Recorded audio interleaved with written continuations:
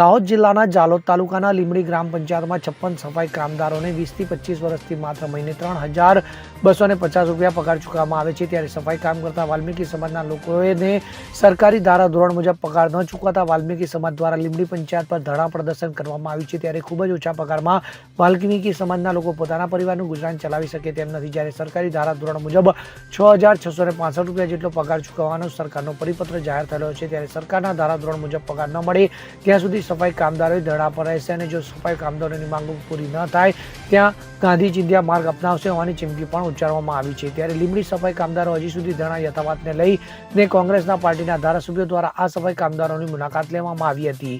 તો જાલોદના લીંબડી ગ્રામ પંચાયત ખાતે ધરણા પર બેઠેલા સફાઈ કામદારોની કોંગ્રેસના ધારાસભ્ય જિગ્નેશભાઈ મેવાણી, ધારાસભ્ય અમિતભાઈ ચાવડા, અરશદભાઈ, મુકેશભાઈ ડાંગી સહિત તેમજ તમામ હોદ્દેદારો દ્વારા મુલાકાત લેવામાં આવી હતી। તો લીંબડી વિસ્તારમાં સફાઈ કામદારો દ્વારા તેમનું પૂરતું વેતન તેમજ તેમને સફાઈ કીટ આપવામાં આવે તેવી માંગ કરવામાં આવી રહી છે, જેમાં કહેવામાં આવે છે કે 3 દિવસથી ધરણા પર બેઠેલા સફાઈ કામદારોની રજૂઆતોને લઈને જિલ્લાના અધિકારીઓ દ્વારા કોઈ પણ પ્રકારની બાહેધરી આપવામાં આવી નથી। અવસર અડ સાથે CN24 ન્યૂઝ જાલોદ।